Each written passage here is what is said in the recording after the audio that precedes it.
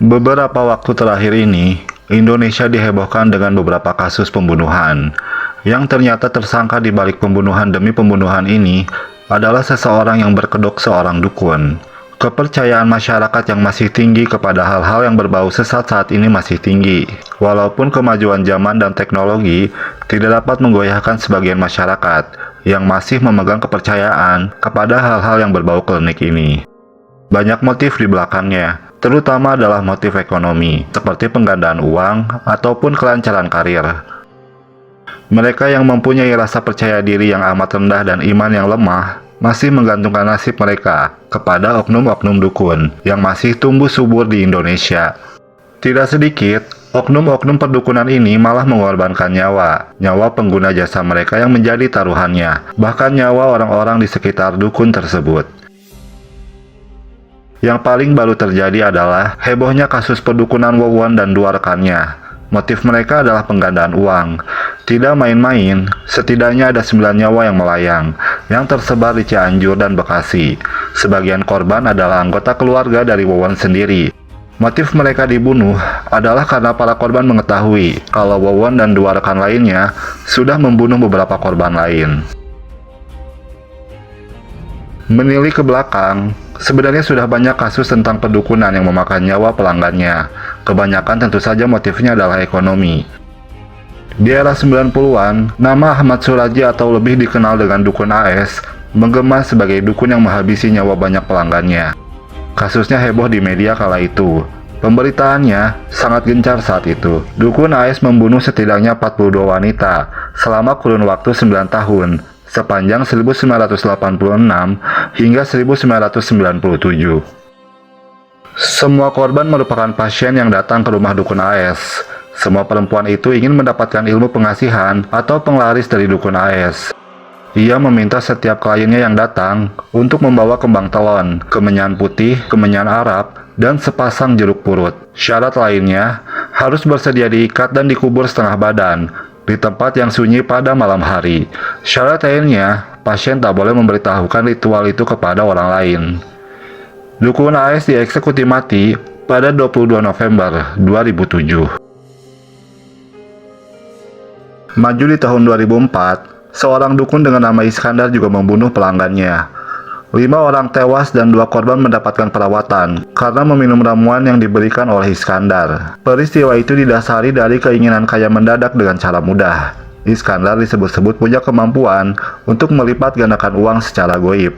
Kepada para korbannya, sang dukun menjelaskan bahwa mereka harus menjalani suatu ritual khusus selama periode tertentu untuk memperoleh uang gaib yang diinginkan.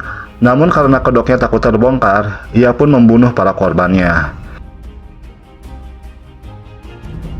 Pada tahun 2016, dukun palsu juga beraksi di Depok, Jawa Barat.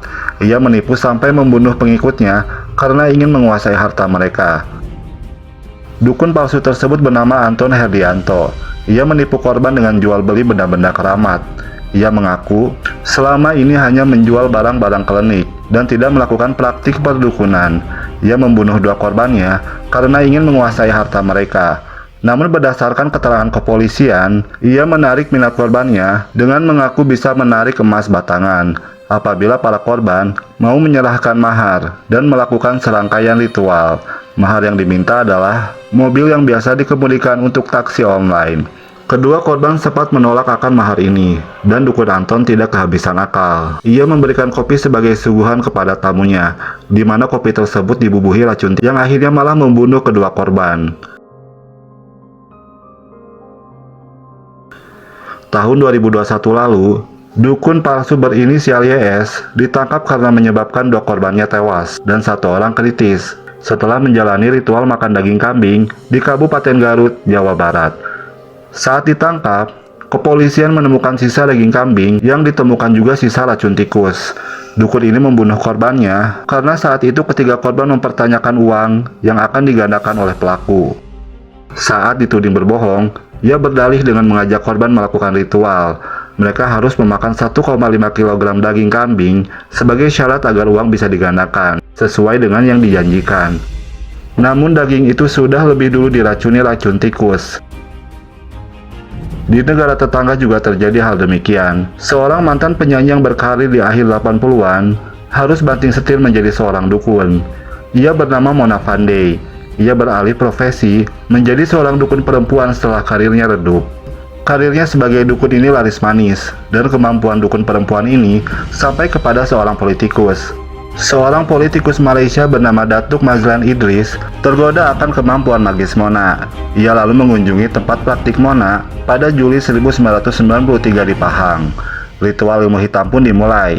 Bersama suami dan asisten rumah tangganya, mereka membantu Mona melakukan ritual. Mazlan pun diminta Mona untuk berbaring di lantai. Dalam ritual tersebut, Mona mengatakan sebentar lagi akan ada wahyu yang turun. Namun kemudian, yang terjadi adalah sebuah kapak mendarat di leher Mazlan, dan politikus ini pun tewas seketika. Tak berhenti sampai di situ, untuk menghilangkan jejak, para pelaku memutilasi tubuh korban. Potongan-potongan tubuh korban kemudian dikubur di sekitar rumahnya untuk menghilangkan jejak. Dan para pelaku mengambil uang sebesar 300.000 ringgit Malaysia milik Mazlan.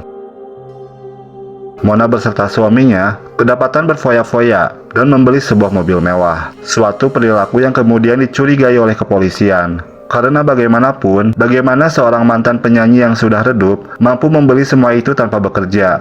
Tak butuh waktu lama, Mona dan dua pelaku lainnya ditangkap dan dibawa ke pengadilan.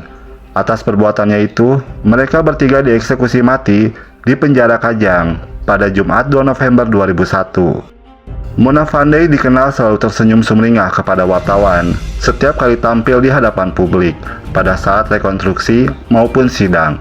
Ia juga selalu tampil dengan pakaian yang rapih dan perhiasan saat kegiatan yang sama. Di sekitar kita, bukan tidak mungkin ada dukun yang serupa dengan dukun-dukun kriminal ini. Melepaskan diri dari kepercayaan kepada sesuatu yang sesat menjadi langkah awal untuk menghindari kasus yang serupa. Berhati-hatilah.